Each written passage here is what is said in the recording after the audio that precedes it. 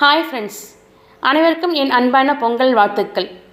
இன்றைக்கி பார்த்தீங்கன்னா அப்பா பொண்ணு 2 பேருக்கும் ஒரே வாக்குவாதம். இந்த பொங்கலுக்கு கோலம் பாவனா தான் போடணும்னு அப்பா கிட்ட போட்டி போகிறோம். ஆனால் அவங்க அப்பா என்ன சொல்கிறாருன்னா, இந்த வருஷம் நான் தான் போடுவேன்னு அவர் சொல்கிறாரு. சரி, 2 பேருக்கும் நான் எனக்கு ஒரு போட்டி வச்சுருக்கேங்க. யாரோட கோலம் பிடிச்சிருக்கு, பாவனா கோலம் பிடிச்சிருக்கா இல்லை அவங்க அப்பா போட்ட கோலம் பிடிச்சிருக்கான்னு நீங்களே பார்த்துட்டு கமெண்ட்ஸில் கண்டிப்பாக சொல்லுங்கள். இப்போ பாவனா ஒரு மாதமாக பார்த்தோன்னா மார்கழி மாதம் ஃபுல்லாக அவள் தான் போட்டுட்ருக்கா.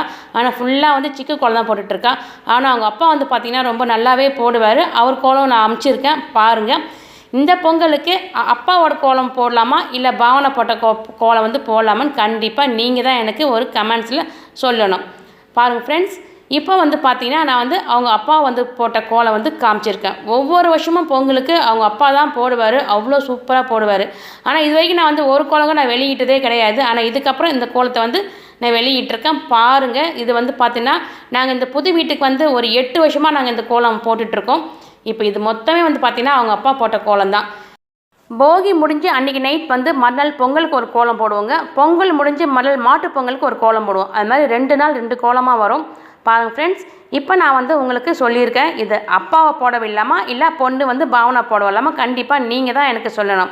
பாருங்கள் ஃப்ரெண்ட்ஸ், இந்த வீடியோ நான் உங்களுக்கு பிடிச்சிருக்குன்னு எதிர்பார்க்குறேன். பிடிச்சிருந்தா நம்ம 18 மைத்திலுமே மறக்காமல் சப்ஸ்கிரைப் பண்ணிக்கோங்க, லைக் பண்ணுங்கள்.